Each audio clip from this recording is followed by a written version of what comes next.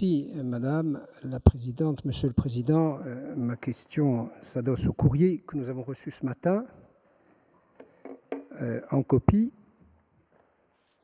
rédigé le vendredi 27 mai 2022, enregistré par vos services le 2 juin 2022, à l'époque où les informations circulent à la vitesse de la lumière. Je me disais qu'elles sont longues et sans raison les heures qui nous séparent de Paris. Ma question s'écarte un peu du reste du texte qui vous a été adressé à l'écrit, mais dans l'esprit. En préambule, vous avez organisé une conférence sociale, et vous avez bien fait. Je lis dans le compte-rendu qu'en fait la presse que Madame la Présidente affirme, concernant la conférence et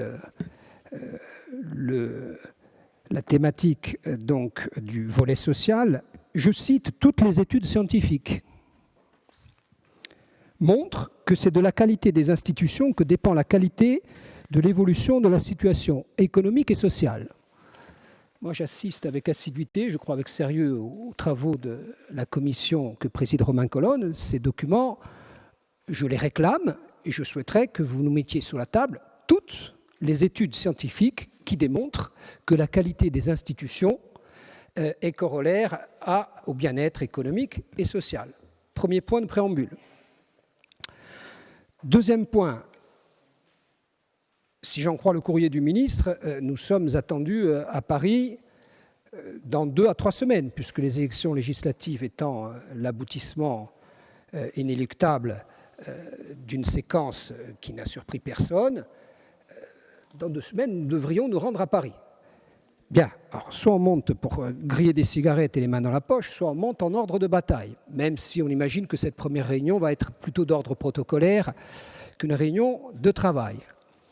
Il n'en reste pas moins qu'on peut s'attendre à la question préliminaire qui va être posée dans tout début de processus, c'est-à-dire la question diagnostique.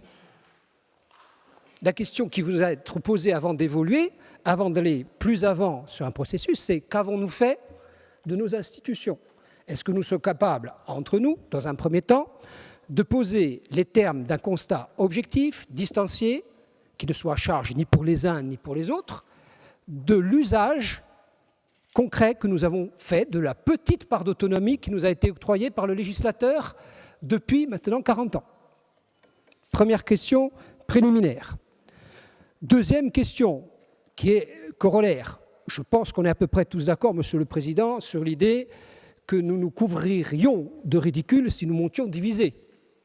Donc, il va bien falloir qu'à un moment donné, sous des atours que je considère être plus opérationnels s'ils sont discrets, nous nous réunissions pour se mettre en quête de rechercher entre nous le plus petit dénominateur commun. Il y a beaucoup de choses qui nous séparent. Il va falloir commencer ce cycle de réunions et ne pas se laisser imposer un calendrier par Paris. Nous avons d'une certaine façon retiré le dossard. Nous sommes inscrits à un marathon. Nous avons les dossards. Il faut monter affûté à Paris. Je considère que pour l'heure, il n'y a pas le début de commencement d'amorce en termes méthodologiques qui nous permettent de nous montrer à Paris de façon affûtée sur des sujets extrêmement complexes. Donc pour la deuxième fois, et nous réitérons avec constance et détermination cette demande, nous vous demandons si vous avez imaginé un calendrier, une méthode, des ambitions et les moyens méthodologiques qui s'attachent à cette ambition. Je vous remercie.